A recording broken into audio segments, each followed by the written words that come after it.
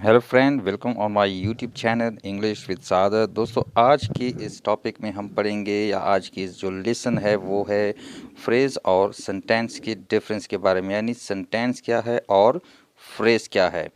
तो पहले देखते हैं फ्रेज़ की तरफ कि फ्रेज़ क्या है। A group of word which max sense but not complete sense. जिस तरह डिफिनीशन से पता चलता है कि ग्रुप का एक ऐसा मजमूआ जो हमें कंप्लीट मैसेज ना देता हो। एग्जाम्पल देख ले, on behalf of, in school, and third one as result of.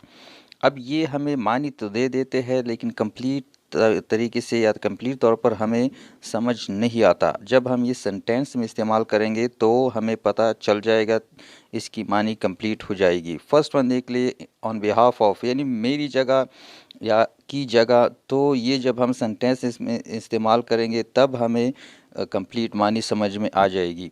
जिस तरह he will receive the prize behalf of me, वो मेरी जगह प्राइज़ क्या है, रिसीव करेगा। सेकंड वन देख ले, in school, he is in school. तो ये तब सेंटेंस में अब इस्तेमाल हो गए तो ये इसकी मानी कंप्लीट हो गई। अब देखते हैं सेंटेंस की, सेंटेंस में क्या है, सेंटेंस की डिफिनीशन क्या है, एग्जाम्पल इसकी क्या है।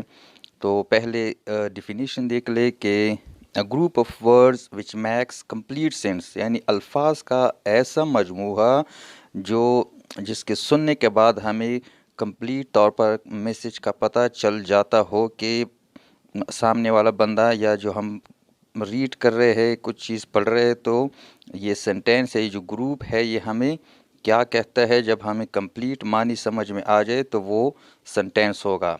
एग्जाम्पल देख ली, ही इज़ अ साइंटिस्ट, वो एक साइंटिस्ट है, एक साइंसदान है। तो इससे हमें पता चल जाता है, इसलिए इसे हम सेंटेंस कहेंगे। दूसरा देख ली, दे वेंट होम, वो घर चले गए।